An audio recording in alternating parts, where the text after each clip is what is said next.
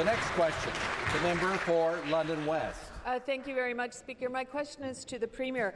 Speaker, last week we learned that Ontarians will be paying $2.2 billion for this government's luxury spa scheme at Ontario Place. That's a cost of $400 for every single household in this province.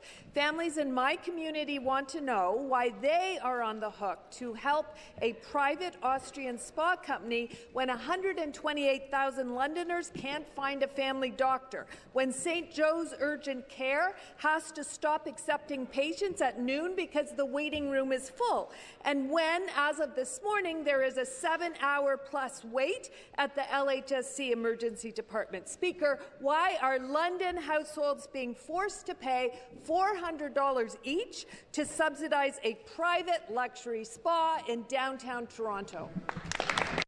To respond, the Minister of Infrastructure. Thank you very much. To the hardworking people who live in London, what I would like to say is we are spending $50 billion to expand and build new hospitals across the province of Ontario so that wherever you live, Mr. Speaker, you can access that care.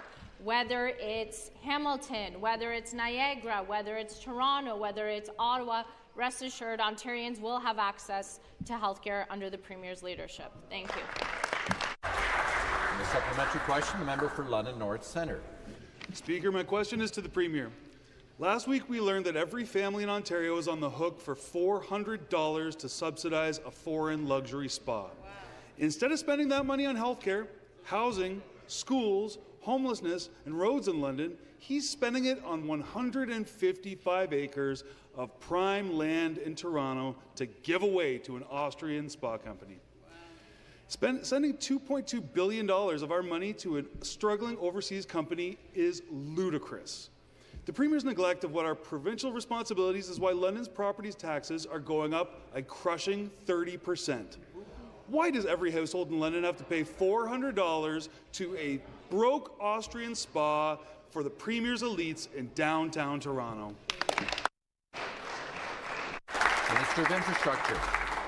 Thank you very much, Mr. Speaker. Well, what we are doing is we're spending $190 billion to build this province. Mr. Speaker, we are spending a record amount for transit expansion. We are building highways. We are spending $50 billion, expanding, building new hospitals across the province of Ontario. We're connecting people to broadband, particularly those that live in Northern Ontario.